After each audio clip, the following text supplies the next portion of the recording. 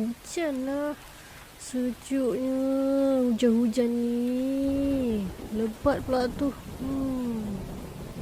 Eh, alamak. Cikgu lupa. Cikgu jemur kasut lah. Habislah kasut cikgu basah. Bye.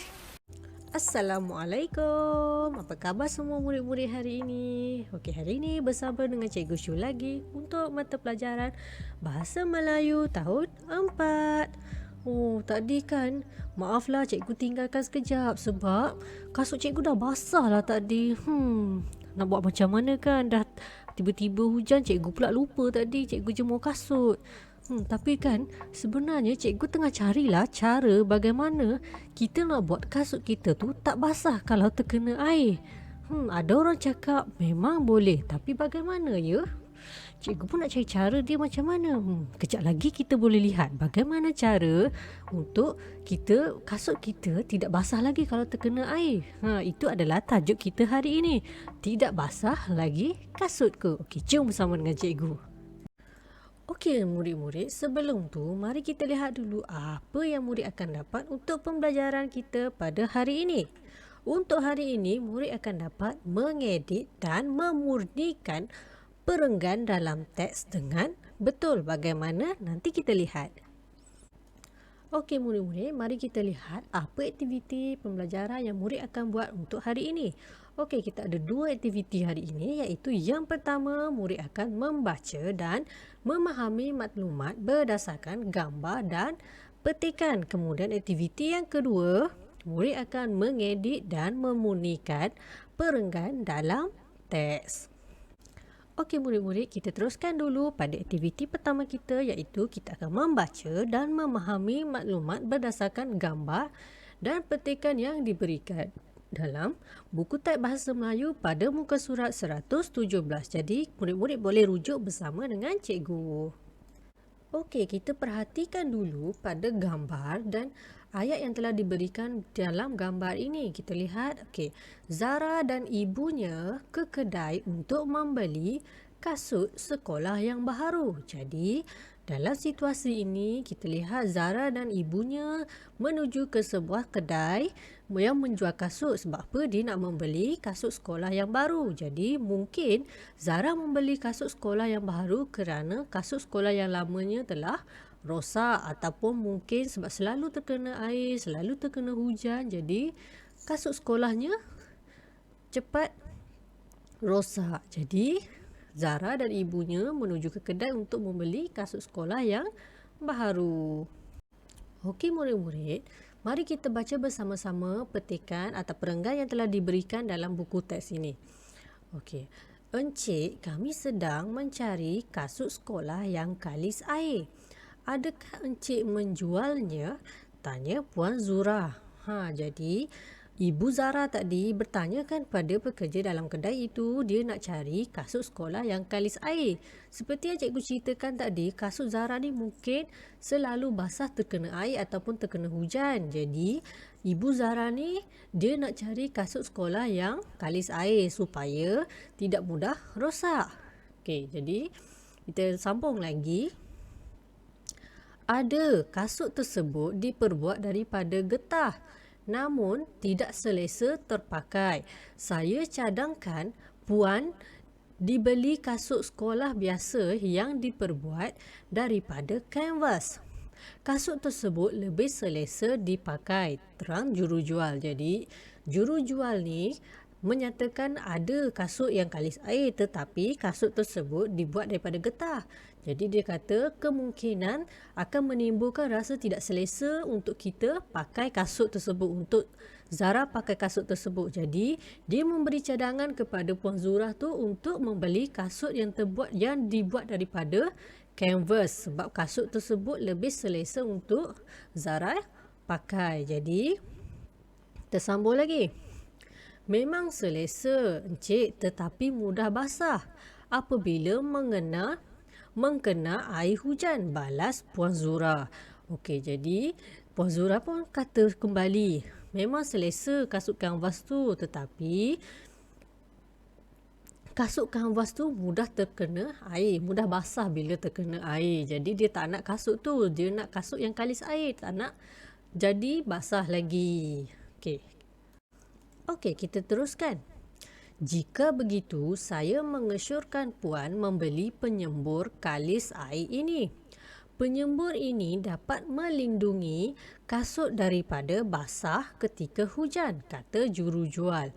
Wah, bagusnya penyembur ini. Bagaimana menggunakannya? Tanya Zara. Okey, jadi jurujual tu tadi mengesyorkan ataupun memberi cadangan kepada Puan Zura untuk membeli penyembur kalis air. Jadi penyembur tu dapat melindungi kasut tu daripada basah ketika hujan. Jadi penyembur ni sangat istimewa apabila kita semburkan penyembur tu pada kasut yang diperbuat daripada kanvas, itu akan menyebabkan kasut itu tidak basah lagi ketika hujan. Jadi Zara ni dia teruja bila mendengarnya. Dia cakap, wah bagusnya penyembur ini. Jadi dia tanya bagaimana nak gunakan penyembur itu. Okey, tersambung lagi. Kamu hanya perlu menggoncangkannya dan menyemburkannya pada kasut. Jarak semburan adalah 15 cm dari kasut. Biarkan selama 10 minit di bawah pancaran matahari.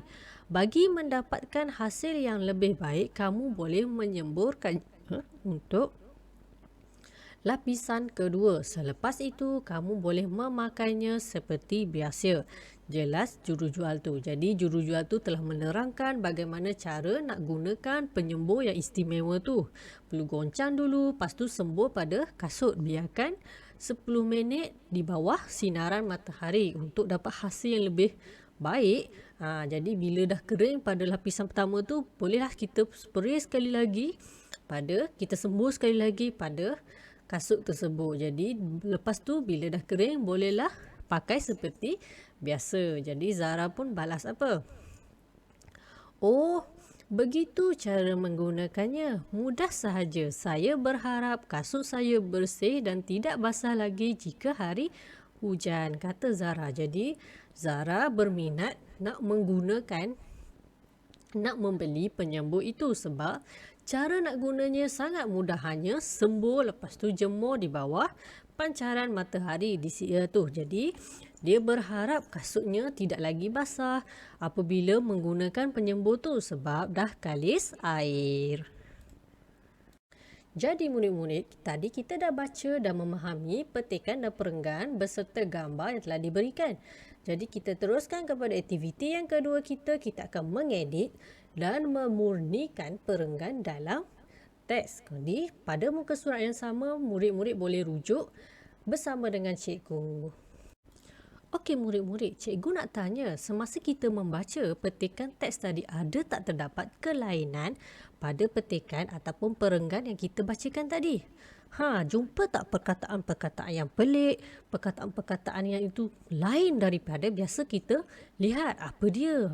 Itu yang kita akan betulkan, kita akan edit semula, kita akan murnikan supaya menjadi yang betul. Apa dia? Okey, yang pertama kita akan membetulkan dari segi ejaan. Kita akan edit semula dari segi ejaan yang terdapat dalam petikan tadi. Kemudian yang kedua, kita akan edit semula tanda baca yang salah ataupun tanda baca yang tertinggal dalam perenggan tadi. Kemudian yang ketiga, kita akan mengedit dan memurnikan semula kesalahan imbuhan yang tidak betul tadi dalam perenggan atau petikan yang telah kita baca.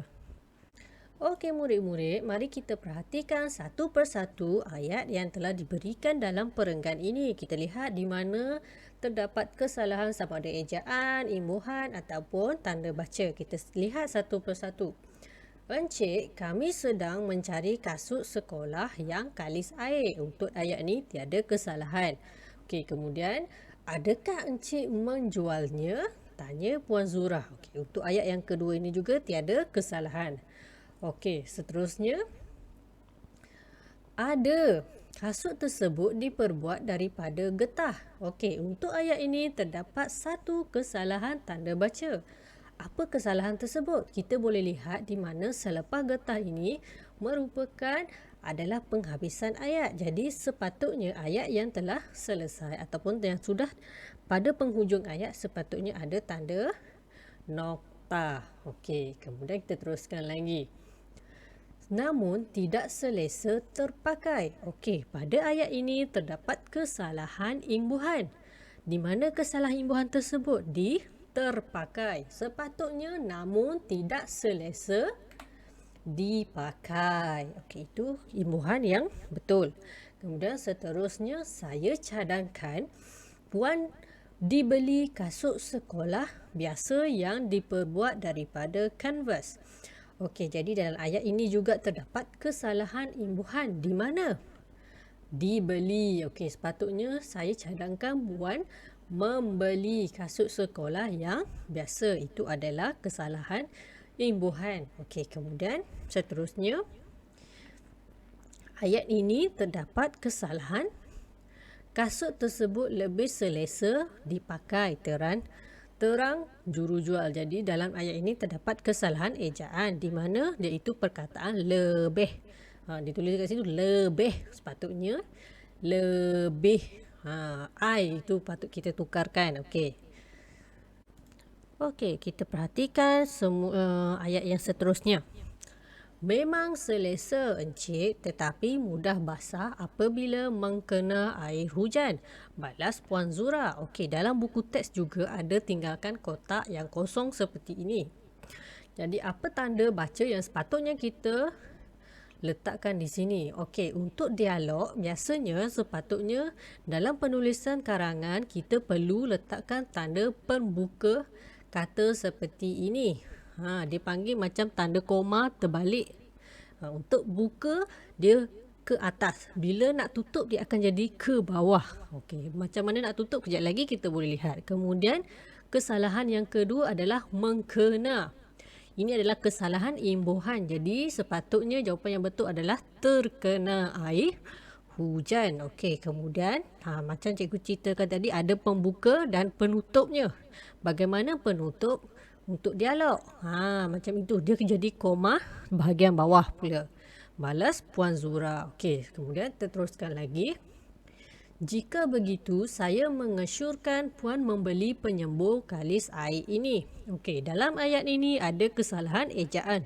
Di mana? Okey, di perkataan mengesyorkan. Okey, ejaan mengesyorkan sepatutnya U itu digantikan dengan huruf O. Dia akan jadi mengesyorkan. Itu adalah ejaan yang tepat.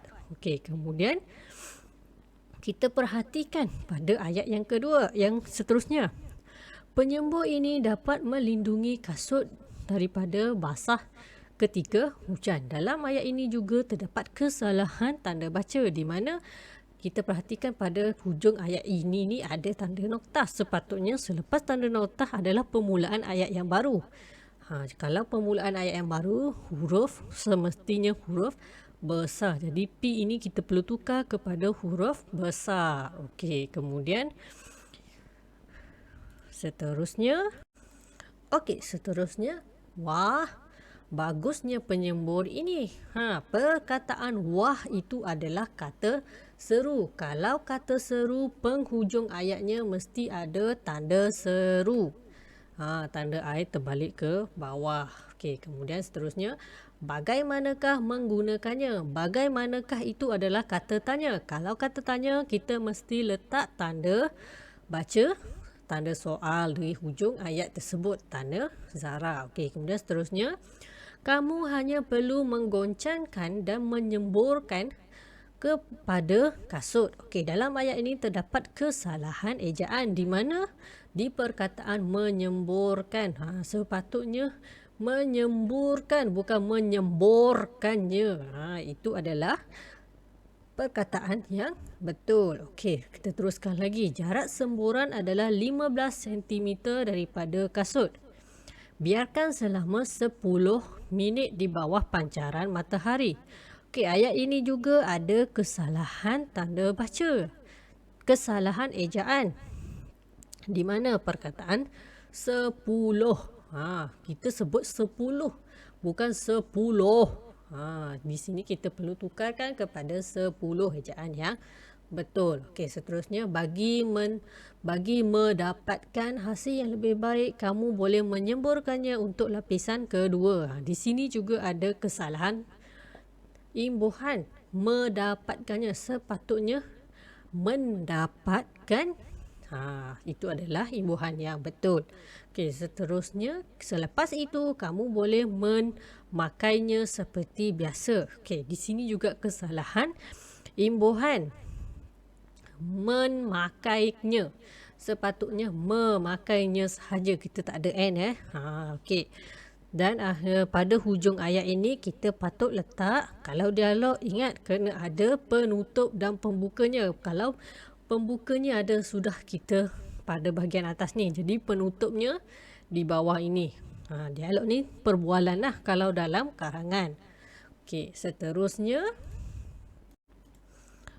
oh, begitu cara menggunakannya. Mudah sahaja. Saya berharap kasut saya bersih dan tidak basah lagi jika hari hujan, kata Zara. Dekat mana kesalahan yang ada? Pada perkataan bersih. Kalau kita tengok pun cara sebutan dia bersih. Patutnya kita sebut bersih. Itu adalah ejaan yang betul. Jadi, kita dah murnikan, kita dah edit semula ejaan, tanda baca dan kesalahan imbuhan yang terdapat dalam petikan ataupun perenggan yang diberikan ini. Jadi, apa tugasan yang murid perlu laksanakan untuk pembelajaran kali ini? Murid perlu tulis perenggan yang ada dalam teks itu, dalam buku teks kamu itu, dengan yang telah diedit dan telah dimurnikan dari segi ejaan, tanda baca dan imbuhan tadi dalam buku tulis besar ataupun buku tulis yang berwarna hijau itu. Bila dah siap, boleh hantar kepada cikgu nanti. Jadi, itu sahaja pembelajaran kita untuk hari ini. Semoga apa yang cikgu dah curahkan memberi manfaat kepada murid. Cikgu doakan kamu sentiasa cemerlang dan memperolehi kejayaan di kemudian hari. Jaga diri, jaga SOP, jaga kesihatan ketika berada di rumah. Laksanalah tugasan dengan bijak. Okey, jadi jumpa lagi untuk pembelajaran seterusnya. Bye. Cikgu sayang kamu. Assalamualaikum.